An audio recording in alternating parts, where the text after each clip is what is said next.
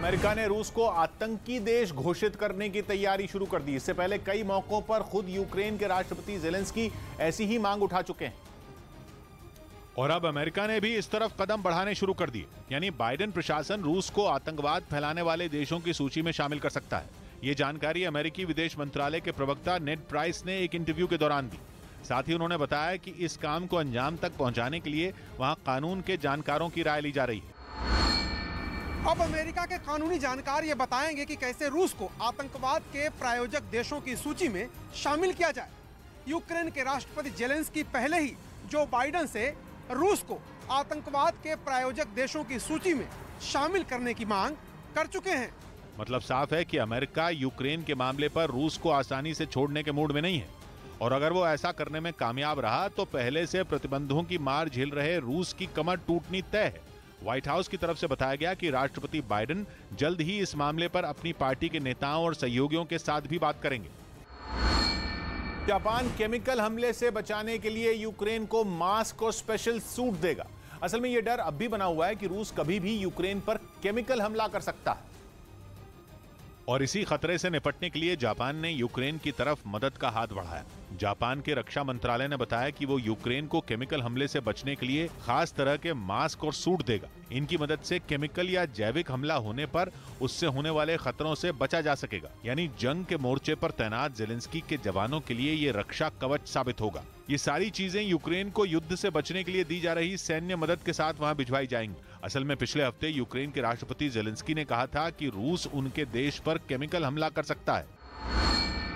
युद्ध की शुरुआत से ही रूस पर इस तरह के आरोप लगने लगे कि उसने यूक्रेन में रासायनिक हथियारों का इस्तेमाल किया या फिर करने वाला है। जापान ने यूक्रेन के लोगों को इस तरह के हमले से बचाने का बीड़ा उठाया है। जापान जल्दी ही यूक्रेन के लिए उपकरणों की खेप भेजने वाला है, जो रासायनिक हमलों की सूरत में यहाँ के लोगों पर उसके प्रभाव को कम करेंगे। इसके अलावा जापान यूक्रेन सरकार को ड्रोन भी देगा ताकि वो रूस के हर हमले का मुकाबला कर सके।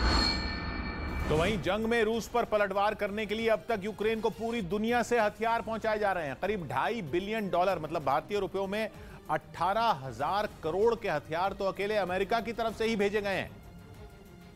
लेकिन सवाल यह उठ रहा है कि इन हथियारों का खर्च आखिर कौन उठा रहा है। मतलब ये कि यूक्रेन में चल रही जंग से आखिर सबसे बड़ा फायदा किसका है? कौन है जो जंग में इस्तेमाल होने वाले बड़े बड़े हथियार बेच रहा है? जंग में इस्तेमाल हो रही मिसाइलें, बम, रॉकेट, फाइटर जेट आखिर किसके खर्च पर यूक्रेन तक पहुंच रहे हैं? पूरी दुनिया को यह पता है कि अमेरिका का सबसे बड़ा कारोबार हथियारों की बिक्री है, लेकिन ये कम ही लोग जानते हैं कि अमेरिका की सरकार खुद कोई हथियार नहीं बनाती। वहां हथियारों को बनाने का सारा काम प्राइवेट कंपनियों के हाथों में। ऐसी प्राइवेट कंपनियां जिन पर सरकार का कोई कंट्रोल नहीं होता। ये कंपनियां केवल अपने मुनाफे के लिए काम करती हैं, जिन्हें दुनिया के किसी भी मुल्क में हो रही जंग में किसी एक के साथ न तो हमदर्दी होती है, न ही कोई दुश्मनी होती है। लॉकहीड और बोइंग जैसी कंपनियां रक्षा से जुड़े हथियार और उपकरण बनाने के लिए पूरी दुनिया में खास पहचान रखती हैं, लेकिन आमतौर पर जब मिलिट्री एड के तहत अमेरिका या कोई मुल्क हथियार पहुंचाता है तो भी ये कंपनियां अपने हथियार मुफ्त में नहीं देती, बल्कि एक खास तरह का पेमेंट प्लान तैयार किया जाता है। मतलब हथियारों की कीमत तो कंपनियां लेती हैं, लेकिन पैसे देने के लिए कुछ आसान रास्ता निकाल लिया जाता है। दावा यह है कि जिस भी देश से कोई हथियार सहायता के तौर पर भेजे जाते हैं, वहां हथियार बनाने वाली कंपनियां अपने माल का पूरा पैसा लेती हैं। किसी हथियार की कीमत पर कोई फर्क नहीं पड़ता कि वो मदद के तौर पर किसी देश को दिए जा रहे हैं या किसी और तरह से दिए जा रहे हैं, लेकिन यह कीमत बाद में उसी देश को देनी पड़ती है जो उन्हें इस्तेमाल करता है। मतलब यह कि मिलिट्री एड या सैनिक सहायता शब्द का मतलब केवल इतना है कि जंग से लड़ने के लिए बेहद कम वक्त में हथियारों की डिलीवरी हो जाए। माना जा रहा है कि इन हथियारों के लिए यूक्रेन को करीब 1% ब्याज के साथ ये रकम 25 से 30 साल के वक्त में देनी होगी। कि जो भी हथियार अभी यूक्रेन को मदद के तौर पर रूस का मुकाबला करने के लिए भेजे जा रहे हैं, उनके लिए यूक्रेन को बहुत भारी कीमत देनी पड़ सकती है, और कीमत भी ऐसी जो उसकी अर्थव्यवस्था को बेहाल कर दे। इसीलिए सवाल यह उठाया जा रहा है कि जिन हथियारों के बूते यूक्रेन अभी रूस को जवाब देने में लगा है, वो हथियार उसकी ही अर्थव्यवस्था को चौपट कर सकते हैं। पहले से बर्बादी के रास्ते पर बढ़ रहे यूक्रेन के लिए इन हथियारों की कीमत देना भारी पड़ सकता है। लेकिन फायदा तो इस खेल में उसी कंपनी का है जिसने ये हथियार बनाए हों। ऐसी कंपनियों की सबसे बड़ी संख्या अमेरिका में है। इतने बड़े पैमाने पर हथियारों की बिक्री इन कंपनियों ने बीते कुछ दशकों में पहले कभी नहीं की थी, जितने बड़े पैमाने पर अब की गई। लेकिन कमाई के इस मॉडल को अमेरिका ने बड़ी खूबसूरती से छुपा लिया। हालांकि अमेरिका के अलावा यूरोपियन यूनियन ने भी बड़े पैमाने पर हथियार यूक्रेन भेजे हैं। दूसरी तरफ नेटो ने भी रूस को जवाब देने के लिए यूक्रेन तक ड्रोन और मिसाइलें भेजी हैं। उधर यूक्रेन युद्ध की वजह से पाबंदियों की मार झेल रहे रूस के एक विमान को दुनिया का सबसे लंबा चक्कर लगाना पड़ गया। रूस के इस विमान को यूरोप के देश स्पेन और ग्रीस से अपने राजनयिकों को स्वदेश लाने की जिम्मेदारी सौंपी गई थी और इस काम को अंजाम देने के लिए इस विमान ने मॉस्को से उड़ान भरी। लेकिन रूसी सरकार पर लगी पाबंदियों की वजह से उसे अपनी मंजिल तक पहुंचने के लिए काफी पापड़ बेलने पड़ गए।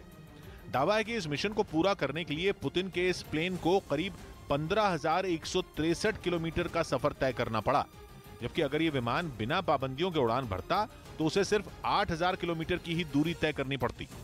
यानी ये सफर सिंगापुर और न्यूयॉर्क के बीच दुनिया की सबसे लंबी उड़ान जितना रहा। ऐसा इसलिए हुआ क्योंकि यूक्रेन पर युद्ध थोपने के लिए यूरोप के ज्यादातर देशों ने रूस के लिए अपनी एयर स्पेस बंद कर रखी है। असल में यूक्रेन पर हमले के बाद पश्चिमी देश पुतिन से नाराज हैं। उन्होंने पुतिन पर आर्थिक प्रतिबंध लगाए। इसी कड़ी में एक बड़ा और कड़ा फैसला लेते हुए ग्रीस ने भी रूस के 12 राजनयिकों को जल्दी से जल्दी अपना देश छोड़ने का हुक्म दे दिया। यही नहीं, यूरोप के देशों की इस कार्रवाई में स्पेन भी अब उनका खुलकर साथ दे रहा है।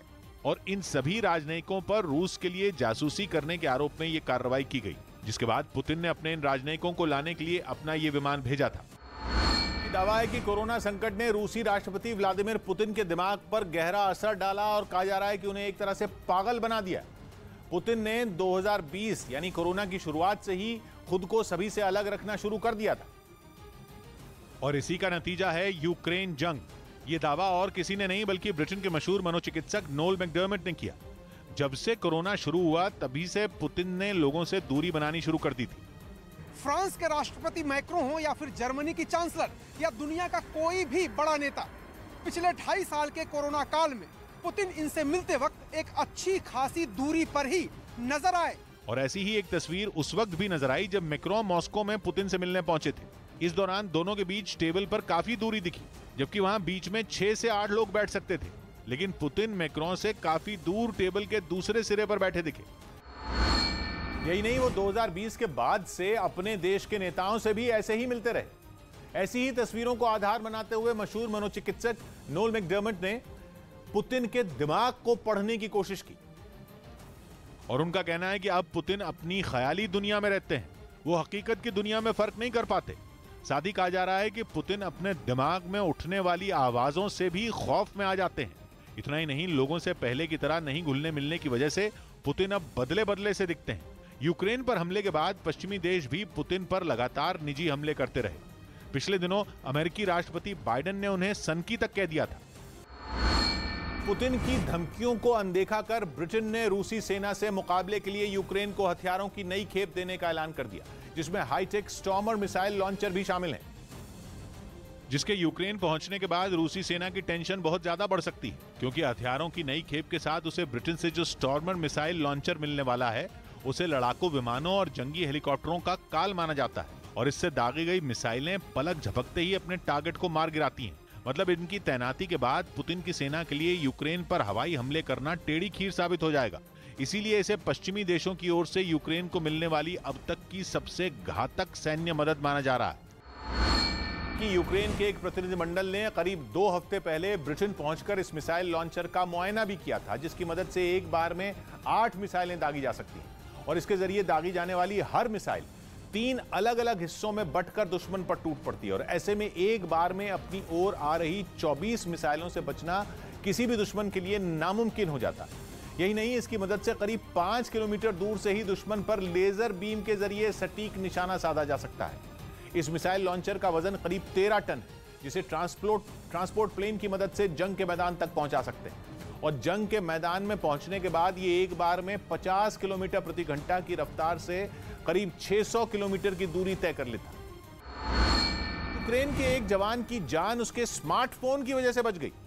रूसी सेना ने इस जवान को टारगेट कर गोली चलाई थी, लेकिन बुलेट जवान को नहीं बल्कि उसके फोन पर जा लगी और उसकी जान बच गई। सामने आई तस्वीरों में यूक्रेन का एक फौजी जेब से मोबाइल फोन निकालता दिखाई दिया। उसने फोन निकालकर अपने दूसरे साथी को दिया, जिसे देखकर उसके होश उड़ गए, क्योंकि फोन के पीछे का हिस्सा बर्बाद हो चुका था और उस पर 7.62 mm की गोली लगी थी। दावा किया गया कि स्मार्टफोन ने जवान को रूस की तरफ से दागी गई बुलेट से बचा लिया। सैनिक ने जिस जगह से इस वीडियो को रिकॉर्ड किया वहां गोलियों की आवाज भी सुनाई दे रही थी। वहीं वीडियो के आखिरी हिस्से में जवान मुस्कुराते हुए अपने फोन को जेब में रखता नजर आया।